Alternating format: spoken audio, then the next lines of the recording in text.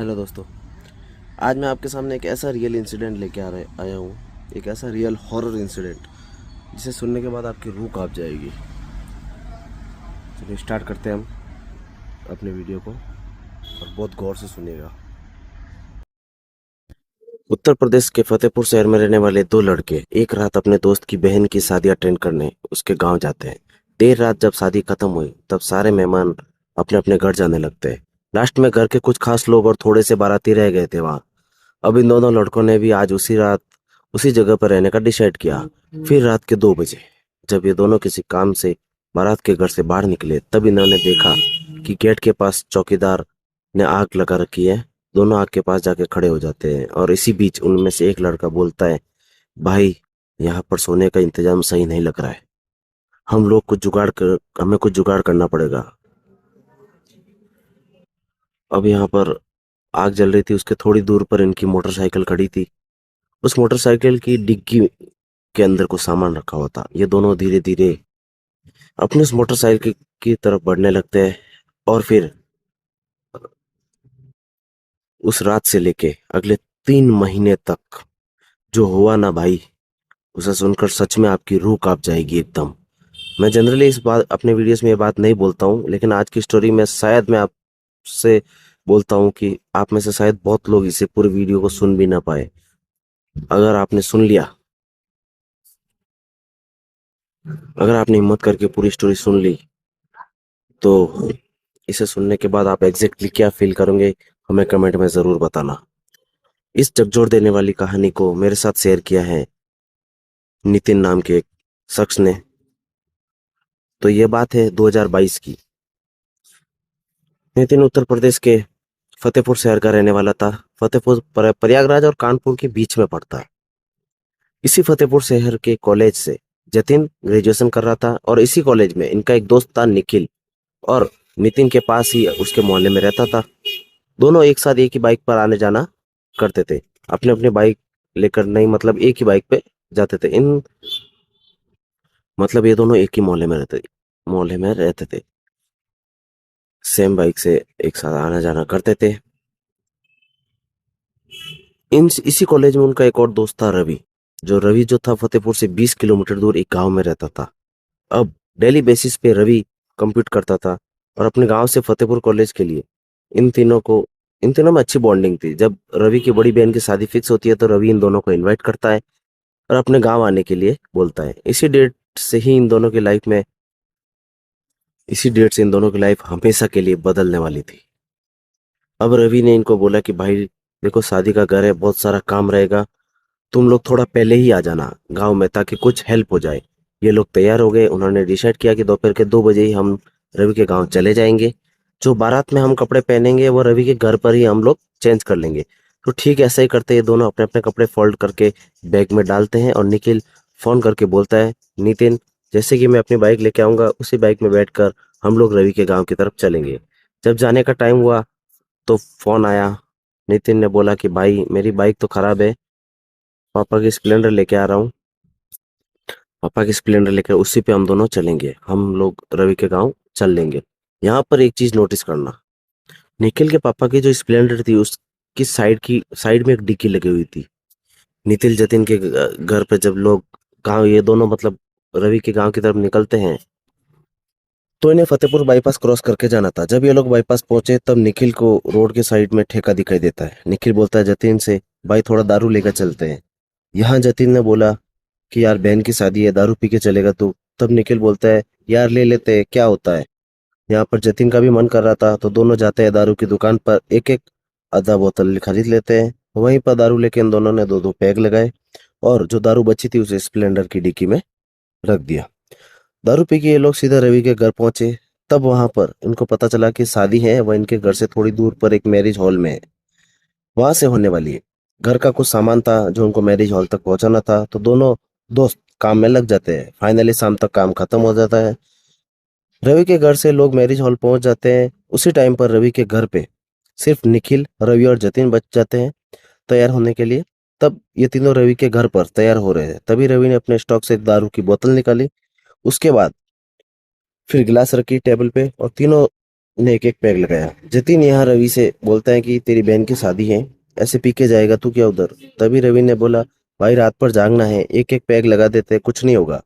तीनों ने ऐसा ही किया। यहाँ गौर करने वाली बात यह है कि जो जतिन और निखिल दारू की बोतल कैरी कर रहे थे वो अभी भी उनके मोटरसाइकिल की डिग्गी में पड़ी हुई थी।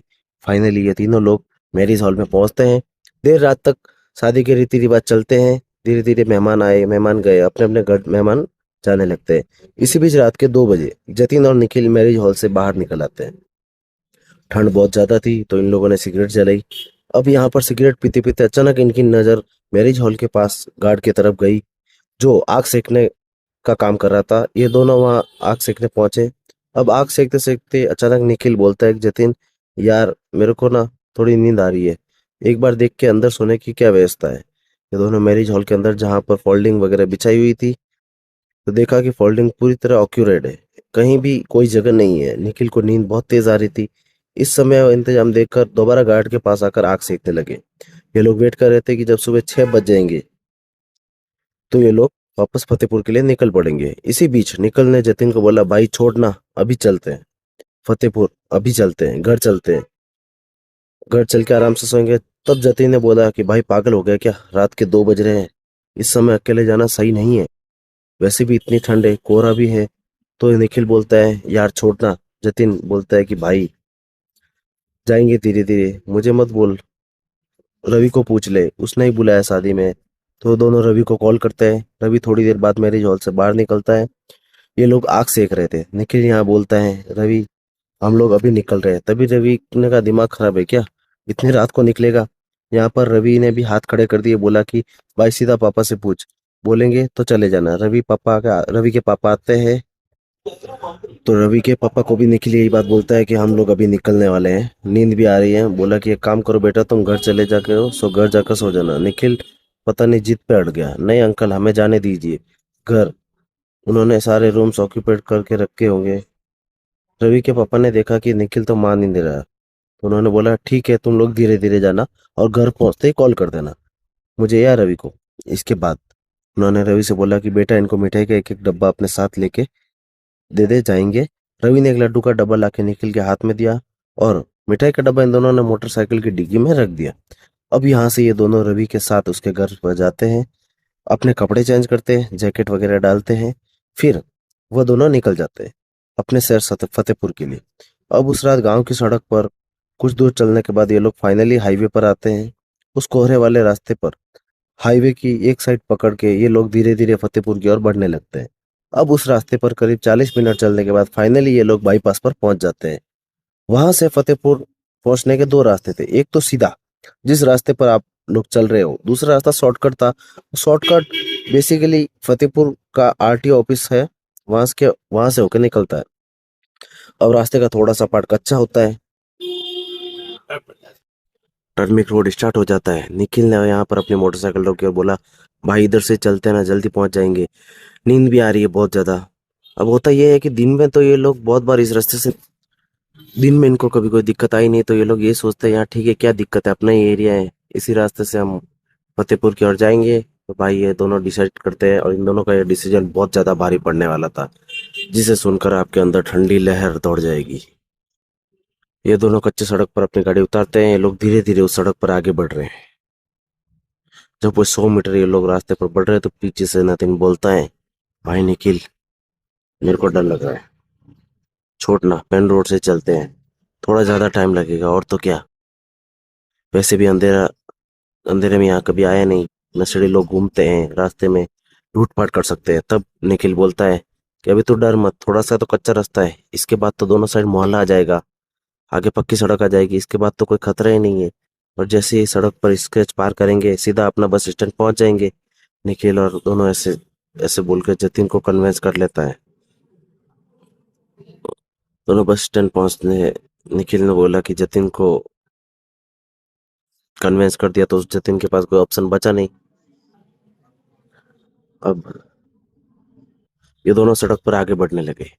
जिस रास्ते पर कभी ये लोग चल रहे थे ना, साइड में खेत थे और थोड़ा आगे जाके एक पॉइंट आता है जहां पर ऑपोजिट डायरेक्शन में एक पोस्टमार्टम हाउस बना हुआ है, हाई हॉप पोस्टमार्टम हाउस, आपको पता है ना, डेड बॉडीज को जहाँ पर रखा जाता है उसकी जांच की जाती है, वहां पर पोस्टमार्टम रास्ते में है।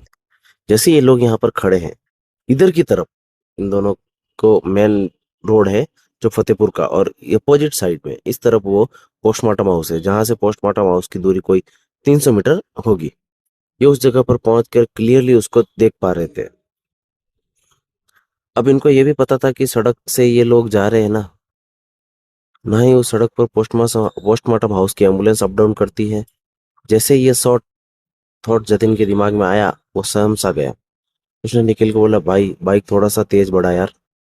निखिल ने बाइक की रफ्तार बढ़ाई और फाइनली ये लोग उस कच्ची सड़क के स्ट्रेच को पार करके पक्की सड़क पर एंटर कर जाते।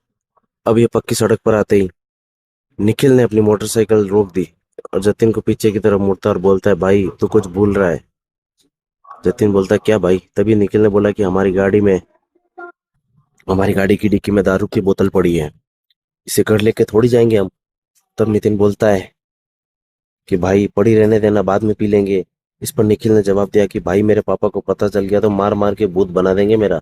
ये बात सुनकर नितिन, भाई तू फेंक देना बोतल, मत लेके जा घर पे। तब निखिल बोला, अभी पी लेते हैं ना, क्या जा रहा है, वैसे भी घर जाकर सोना ही है। तब जतिन ने बहुत मना करने की कोशिश की पर निखिल नहीं माना। वो मोटरसाइकिल की डिक्की से वो दारू की बोतल निकालता है। साथ ही उन्होंने डिस्पोजेबल गिलास भी कैरी किया हुआ था। वो गिलास तो डिस्पोजेबल गिलास में निखिल बोलता है कि भाई बड़ा बड़ा पैक बनाते हैं, खत्म जल्दी कर लेंगे। निखिल ने दो बड़े पैक। ये दोनों रोड के साइड में खड़े होकर दारू पीने लगते हैं। अब यहाँ लोग दारू पी रहे हैं, उससे 100 मीटर आगे एक 90 डिग्री का टर्न आता है, टर्न के पास एक आम का पेड़ है। वह दारू पीते पीते अचानक जतिन की नजर उस आम के पेड़ पर जाती है, और भाई उसने पाया कि पेड़ के पत्तों के बीच से कोई उनको देख रहा होता है। ऐसा होता है ना, कोई हमें अगर पीछे से भी ऑब्जर्व कर रहा होता तो हमें पता चल जाता है। जितिन को ऐसा लगा कि कोई इनको देख रहा है। उसने निखिल को बोला कि भाई वो देखना, वहाँ पेड़ पर कोई है। निखिल ने एक नजर से पेड़ की तरफ घुमाई और बोला, अरे कोई परछाई वरछाई होगी, तुझे ना ज्यादा चढ़ गई इसलिए ऐसा लग रहा है। पर ऐसा बोलते हुए निखिल ने वहां पर सिगरेट भी जला ली, दोनों सिगरेट पी रहे होते हैं। तब जतिन की पूरी नजर उस आम के पेड़ की तरफ गई, और इसी बीच जतिन देखता है कि भाई उस पेड़ पर कुछ मूवमेंट होता है। उसके पत्तों के बीच दो एक 25 साल की लड़की बैठी हुई थी, और वो लड़की एक टक जतिन को देखे जा रही थी। वो लड़की एक टक जतिन को देखे जा रही थी। जतिन जहां घबराया एकदम, उसने बोला निखिल से, देखना भाई, वो देखना लड़की बैठी है उधर। भाई जल्दी दारू फेंक, रोड की साइड में चलते हैं ना यहाँ से। अब इस जगह पे बात सुनकर निखिल बोतल को फेंक देता है। कृष्ण बोला, भाई हम लोग तब से खाली पेट पिए जा रहे हैं, ऐसे मुंह का टेस्ट अजीब हो गया है। तो रवि ने जो मिठाई का डब्बा दिया था वो निकाल ले। निखिल की बात सुनकर जतिन डग्गी से मिठाई निकालता है, दोनों एक एक लड्डू खाते हैं, फिर डब्बे को वापस डिक्की में रखते हैं। जतिन यहाँ देख पा रहा था कि निखिल की हालत ठीक नहीं है। यहाँ यहाँ वह निखिल को बोलता है कि भाई तू पीछे बैठ, मोटरसाइकिल मैं चलाता हूँ। और ऐसा बोल के जतिन धीरे धीरे मोटरसाइकिल को आगे बढ़ाने लगा। पर इसके बैंक ऑफ द माइंड में तो यही था, इन दोनों को वो आम का पेड़ क्रॉस करके ही फतेहपुर जाना था। ये जैसे जैसे मोटरसाइकिल लेके उस आम के पेड़ के पास पहुंच रहे थे, ये इंटेंशनली उस आम के पेड़ की ओर देखने से खुद को रोक रहे थे। लेकिन उस पेड़ वाले स्पॉट से जस्ट पहले इन्होंने अपनी मोटरसाइकिल की स्पीड तेज कर दी और तुरंत क्रॉस कर लिया। जैसे ये लोग पेड़ को क्रॉस करते हैं, भाई इनकी मोटरसाइकिल झटके से बंद हो जाती है। निखिल पीछे से पूछता है, क्या हुआ भाई, मोटरसाइकिल बंद क्यों हो गई? तब जतिन बोलता है, पता नहीं यार, अपने आप से ही बंद हो गई, पेट्रोल भी पूरा है। अब जतिन यहाँ परेशान होके बाइक को किक मारने लगा। बहुत देर तक किक मारने के बाद फाइनली बाइक स्टार्ट होती है। यहाँ पर निखिल को गुस्सा आ रहा था, साले मैंने बोला था इधर से नहीं आने का, तुझे समझ नहीं आता क्या? निखिल बोलता है, भाई क्या हो गया, बंद ही तो हुई है बाइक, स्टार्ट हो गई, अब चले। इसके बाद जतिन ने बाइक आगे बढ़ाना स्टार्ट किया।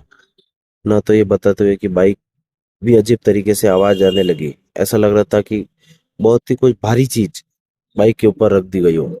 बाइक ने ऐसे बाइक ऐसे अजीब तरीके से आवाज कर रही थी। तभी निखिल ने बोला कि भाई बाइक इतनी भारी क्यों लग रही है? तब पीछे से बोलता है कि भाई शायद हो सकता है कि क्लच प्लेट में कोई दिक्कत आ गई हो, धीरे धीरे चल। कुछ टाइम के बाद ये लोग घर पहुंच जाते हैं। वह वहां पर बाइक पर उतरा और अपनी मम्मी को फोन कर दिया कि मम्मी गेट खोलो, मैं घर के बाहर खड़ा हूँ। जतिन की मम्मी गेट खोलती है और जतिन अंदर जाता है और निखिल को बाय कर देता है। निखिल का घर घर जतिन के घर के बाद पड़ता है। निखिल जतिन को ड्रॉप करके अपने घर की ओर बढ़ता है। जतिन ने भी रवि को फोन करके बोल दिया कि रवि हम पहुंच गए हैं सेफली, और यहाँ चैप्टर क्लोज हो जाता है। पर इस चैप्टर के बाद एक बहुत ही भयानक चैप्टर की शुरुआत होने वाली थी। अगली सुबह जब जब जतिन सो के उठता तो उसने देखा कि फोन में निखिल की 8 मिस कॉल पड़ी हुई थी। उसने कॉल बैक किया। यहाँ पर फोन उठाते हैं निखिल की मम्मी। वो बहुत घबराई हुई थी और उन्होंने बोला कि बेटा जल्दी घर आ जाओ, कुछ प्रॉब्लम हो गई है। यहाँ जतिन को लगा कि पक्का कुछ न कुछ गड़बड़ है। निखिल के घर दारू वाली बात का पता चल गया। यह डरते हुए घर पहुंचता है। वह उसके कमरे में गया तो निखिल अपने बेड पर लेटा हुआ है और उसे फीवर आ रखा है बहुत ज्यादा। यहाँ निखिल की मम्मी जतिन को बताती है कि कल रात जब निखिल घर आया तो सीधा वॉशरूम के अंदर घुस गया। वॉशरूम के अंदर इसने मुंह हाथ धोया, फिर सीधा अपने कमरे में जाकर लेट जाता है। पर बेटा थोड़ी देर बाद मुझे ऐसा लगा कि घर के हॉल में कोई चल रहा है। मुझे लगा निखिल होगा। मैं अपने कमरे से निकलकर सीधा निखिल के कमरे में आई गई और जब कमरे के अंदर पहुंची तो मैंने देखा कि 25-25 साल की लड़की निखिल के सर के पास बैठी हुई है और एक टक निखिल को घूरे जा रही है। जब उस कमरे में मेरी एंट्री हुई तब उसकी नजर मुझ पे पड़ी और वो सीधा निखिल के कमरे की जो दीवार थी उसके आर पार हो गई। अब यह बात सुनकर जतिन एकदम फ्रीज हो गया। फिर निखिल की मम्मी बताती है कि मैंने जाकर चेक किया तो उसे बहुत ज्यादा फीवर था। कल रात को मैंने इसे दवाई भी दी और अभी तक फीवर उतरा नहीं है। तुम एकदम सच सच बताओ बेटा, कल क्या हुआ था, किधर से आए तुम लोग। तब जतिन ने निखिल की मम्मी को सारी बात बता दी। पर जतिन वो दारू वाली बात छुपा लेता है कि अगर कहीं पता चल गया तो हमें डांट पड़ेगी। अब निखिल की मम्मी को थोड़ा थोड़ा समझ आ रहा था कि ये लोग जिस रास्ते से आए थे रात के टाइम, वो रास्ता आने के लिए सही नहीं था। उन्होंने जतिन से बोला कि बेटा तुम ऐसे किसी आदमी को जानते हो क्या जो झाड़ फूक करता हो। तब जतिन ने अपनी मम्मी को कॉल किया, जहां पर जतिन की मम्मी की एक फ्रेंड है जिनके गांव जिनके गांव में एक बाबा जी रहते हैं। इन लोगों को बाबा जी का एड्रेस मिलता है और फिर निखिल की मम्मी, निखिल का भाई, उसके पापा और जतिन, ये चारों लोग निखिल को लेके उन बाबा जी के पास पहुंचते हैं, उनके गांव। यहाँ पर बाबा जी ने नमक से एक बड़ा सा सर्कल बनाया। उस सर्कल के बीच में निखिल को बैठा देते हैं। निखिल सामने बैठा हुआ है और बाबा जी उसकी तरफ मुंह करके अपनी आंख बंद कर लेते हैं। आंख बंद करके वो कुछ मंत्र का उच्चारण करने लगे। थोड़ी देर के बाद बंद आंख से ही बोलते हैं कि तुम दोनों उस रास्ते से दारू और मिठाई लेके आए थे ना। तुमको नहीं पता कि ऐसी आत्मा, उससे आत्माएं अट्रैक्ट होती है इन सब चीजों से। ये लाइन सुनते ही निखिल के पापा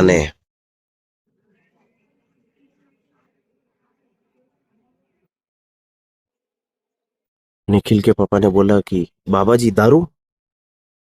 तब उन्होंने बोला कि हाँ, ये दोनों उस रास्ते पे गए थे और वह उन्होंने दारू और मिठाई खाई, जिसकी वजह से एक आत्मा इनकी ओर आकर्षित हो चुकी है। इसके बाद उन बाबा जी ने जतिन की तरफ देखा और बोला बेटा तू बच गया। यह ना तेरे से चिपकने वाली थी, क्योंकि तेरी माँ बहुत पूजा पाठ करती है, रुद्राक्ष धारण करती है, तो इनकी वजह से तू बचा रहा। और किसी मौलवी ने तेरे घर पर भी ताबीज बांध रखा है मंत्रों से, इसीलिए भी वह शक्ति तेरे घर के अंदर प्रवेश नहीं कर पाई। अब यह जतिन को बताते ही इनके घर के चारों कोनों में कील गाड़ी गई है।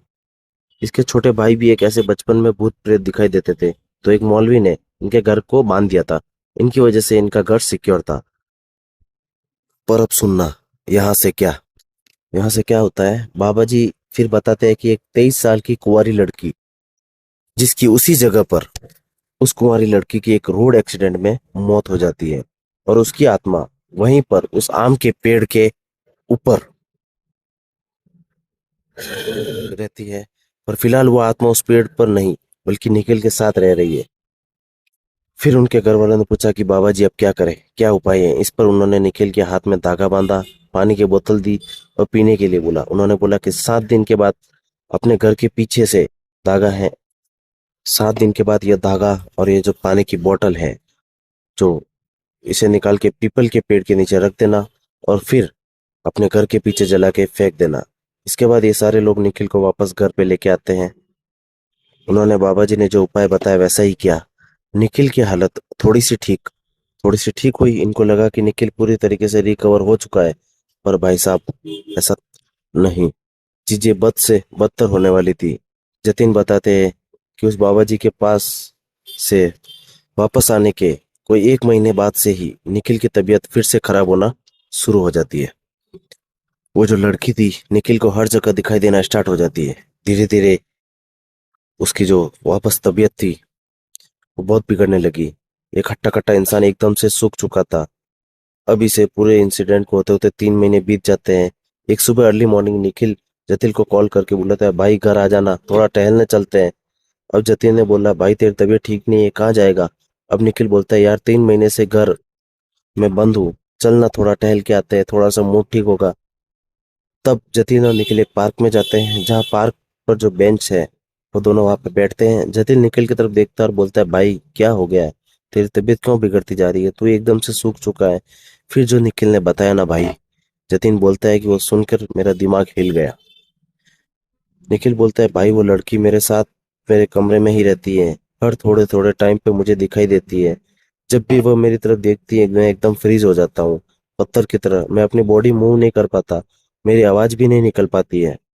वो लड़की कभी कभी रूम की छत पर ऐसे चिपक जाती है, कभी दीवारों पे चलती है। उसकी एक ही आंख है भाई। वो मेरे से साथ 3-4 घंटे तक फिजिकल होती है। मैं बहुत थक जाता हूँ, मैं बहुत हेल्पलेस हो जाता हूँ यार, मुझे कुछ समझ नहीं आ रहा है क्या करूँ। ऐसा बोल के निखिल रोने लग जाता है पार्क में बैठे बैठे। जतिन बोलता है, भाई ये सब बात तूने किसी को बताई क्या। तब निखिल ने बोला कि यार मैंने बताने की कोशिश की 1-2 बार, पर रात को वो मेरे को और ज्यादा परेशान करती हैं। वो बोलती है कि तू मेरे साथ चलेगा, कोई भी बाबा बाबा तुझे नहीं बचा सकता। अब दिन प्रतिदिन निखिल की हालत और ज्यादा खराब होती जा रही थी। फिर इनके घर वालों को कहीं से एक महाराज जी के बारे में पता चलता है। महाराज जी, वो महाराज जी अंधे थे, पर हनुमान जी के बहुत बड़े उपासक थे। इन लोगों ने डिसाइड किया कि निखिल को हम वहां लेकर जाते हैं, महाराज जी के पास दिखाएंगे। और यह बात पता नहीं कैसे लड़की के नॉलेज में भी आ गई। जिस दिन ये लोग निखिल को लेकर जाने वाले थे, महाराज जी के पास उसके पहले ही की रात इसने एकदम तांडव मचा दिया। निखिल एकदम से चिल्लाता है। सब लोग कंट्रोल करने की कोशिश करते हैं, पर निखिल किसी के हाथ में नहीं आता है। ये चिल्लाते हुए बस लड़की की आवाज में, लड़की की आवाज में जोर जोर से चिल्लाता है कि मैं इसे अपने साथ लेकर जाऊंगी, कोई भी मुझे इससे अलग नहीं कर सकता। ऐसा बोल के निखिल एकदम झटपटाता हुआ बहुत जोर जोर से और फिर शांत हो जाता है। उस रात सारे लोग निखिल के पास ही रहते हैं, इसे जैसे जैसे पकड़कर शांत कर लेते हैं। और अगली सुबह निखिल के भैया, उसके पापा और रास्ते से रवि भी जुड़ गया था। रवि और जतिन, ये चारों लोग निखिल को लेकर उस महाराज के पास जाते हैं। अच्छा, जैसे ये लोग महाराज के घर पहुंचे, महाराज जी को पता चल गया कि ये आए हैं। और इनके वहां पहुंचते ही उन्होंने बोला कि तुम लोग ने बहुत देर कर दी है। महाराज जी की ये बात सुनते ही निखिल के घर में वाले रोने लगे। उन्होंने हाथ जोड़ के बोला, महाराज जी प्लीज कोई उपाय बताइए। महाराज जी बोले, जिस टाइम इसका एक्सीडेंट हुआ था ना लड़की का, उस समय उसकी शादी होने वाली थी। इसकी बॉडी को उसी पोस्टमार्टम हाउस में रखा गया था। और उसके बाद से लड़की की आत्मा उस पेड़ पर वास करती है। वो लड़की निखिल को अपना पति मानती है और उसकी शक्तियां अभी बहुत ज्यादा बढ़ चुकी है। मैं अब कुछ नहीं कर सकता, सिर्फ एक ही स्थान है जहाँ इसका निवारण हो सकता है, और वह जगह है मेहंदीपुर बालाजी। आप जितनी जल्दी हो सके निखिल को वहां लेके जाइए। इसके पास ज्यादा समय नहीं बचा है। ये लोग तुरंत निखिल को लेकर अपने घर आते हैं, और जब घर आए तो उन्होंने देखा कि निखिल के मामा और मौसी जी भी आए हुए हैं। तो उन्होंने डिसाइड किया कि हम लोग तुरंत मेहंदीपुर बालाजी के लिए निकलेंगे। निखिल के मामा, मौसी जी, निखिल के भैया और उसके पापा, ये चारों लोग निखिल को लेकर मेहंदीपुर बालाजी की तरफ निकलते हैं। जब जतिन ने बोला कि मैं भी चलता हूँ, तो निखिल के भैया ने बोला तो यहाँ पर रुक, माँ का ख्याल रख, हम लोग इसे ठीक करा के वापस लाएंगे। ये बात भी शायद उस लड़की को पता चल चुकी थी। मेहंदीपुर बालाजी जाने के रास्ते में निखिल को बहुत टॉर्चर किया और मंदिर पहुंचने से 120 किलोमीटर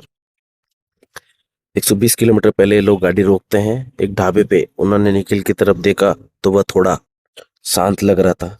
ये सारे लोग गाड़ी से बाहर निकलते हैं और गाड़ी को लॉक करके यह ये ढाबे पर चाय पीने चले गए। चाय पी के जब ये वापस आए तो इन्होंने पाया कि निखिल निखिल यहाँ बेहोश पड़ा है। यहाँ उस ढाबे वाले ने बताया कि भैया यहाँ से 13 किलोमीटर यानी 13 किमी पीछे ही एक नर्सिंग होम है, वहां लेके जाइए।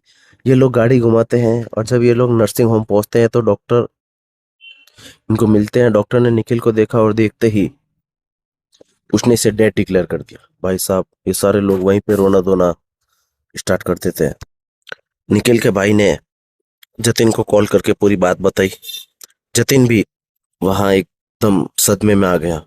उन्होंने बोला कि देख, मम्मी को कुछ मत बताना, अभी हम लोग निखिल को लेके वापस आ रहे हैं। जब तक हम लोग आ नहीं जाते हमारा फोन स्विच ऑफ रहेगा। वहां उन्होंने फोन ऑफ कर दिया और सीधा वहां से निखिल को लेकर घर की तरफ आ गए। भाई साहब, ये लोग वापस घर आते हैं और एक एक करके सब लोग कार से बाहर निकले। और फिर निखिल की मम्मी ने पूछा कि ये कहाँ है निखिल, और ऐसा बोलते ही उसके पापा एकदम फूट फूट कर रोने लगे। उन्होंने सारी बात बताई और जब निखिल की मम्मी को ये बात पता चली तो भाई वो चिल्लाते हुए जतिन की तरफ बढ़ी। और तूने अगर रोक लिया होता मेरे बेटे को, उसको बोला, अगर तूने अगर मेरे बेटे को रोक लिया होता तो आज मेरे बेटे की ये हालत नहीं हुई होती। निखिल की फैमिली पूरी तरह से टूट चुकी थी एकदम। आंटी ने जतिन को 3-4 थप्पड़ भी मारा। जतिन चुपचाप अपना मुंह लटका कर वापस घर आ जाता है। उसके बाद से निखिल की मम्मी पापा ने इस पर बात करना बंद कर दिया। निखिल के भैया थे, वो कभी कभार इससे बात करते थे। उसी बीच निखिल का अंतिम संस्कार हो जाता है। उसके 13-14 दिन बाद जतिन को निखिल दिखाई देने लगता है और वो इसके सपने में भी आता है और बोलता है, तूने मुझे रोका नहीं उस दिन, अगर तूने मुझे बचाया नहीं उस दिन, तूने अगर रोक लिया होता तो आज मैं जिंदा होता। जतिन को आए दिन निखिल के सपने आते रहते हैं, सपने दिखाई देने लग गए। इसने ये बात अपने मम्मी पापा को बताई, तब उन्होंने पंडित को बुलाकर पूजा पाठ करवाई। जतिन को एक ताबीज और धागा भी दिया बांधने के लिए। पंडित ने बोला कि इसे आजीवन धारण करना है। इसके बाद से निखिल जतिन को दिखाई देना बंद तो हो गया। जतिन बताते हैं कि भैया, जो वो दर्द है ना, जो गिल्ट है, जो आज भी मैं कैरी कर रहा हूँ, काश अगर मैंने जबरदस्ती करके निखिल को झापड़ वापड़ मार के अगर रोक लिया होता तो आज मेरा दोस्त जिंदा होता। तो ये थी पूरी कहानी। ये सुनाना मेरे लिए बहुत टफ था, बहुत ज्यादा टफ था। लोग बहुत कमेंट करके बोल रहे थे, यार आपके उसमें कोई डेथ वेथ नहीं होती है, किसी की डेथ नहीं होती है। भाई, डेथ डिस्क्राइब करना स्टोरी बहुत मुश्किल होता है। आप लोगों को क्या फील हुआ मुझे कमेंट सेक्शन में जरूर बताइएगा। और अगर आपके जानने में भी ऐसा कोई इंसिडेंट हुआ है तो मुझे कमेंट में मैसेज कीजिए, आपके नंबर भेजिए, मैं आपको कॉल करके पूरी स्टोरी जानूंगा और मैं आसिफ खान अपनी आवाज में उसे नरेट करूंगा। बस अभी हम आपसे विदा लेते हैं। विदा लेते समय हम एक ही चीज बोलते हैं कि अगर आपको हमारी स्टोरी पसंद आई है तो हमारी वीडियो को लाइक कर दीजिए और हमारे चैनल को सब्सक्राइब कर दीजिए, ताकि हम और ऐसे ही वीडियो स्टोरी आपके सामने ला सके। धन्यवाद।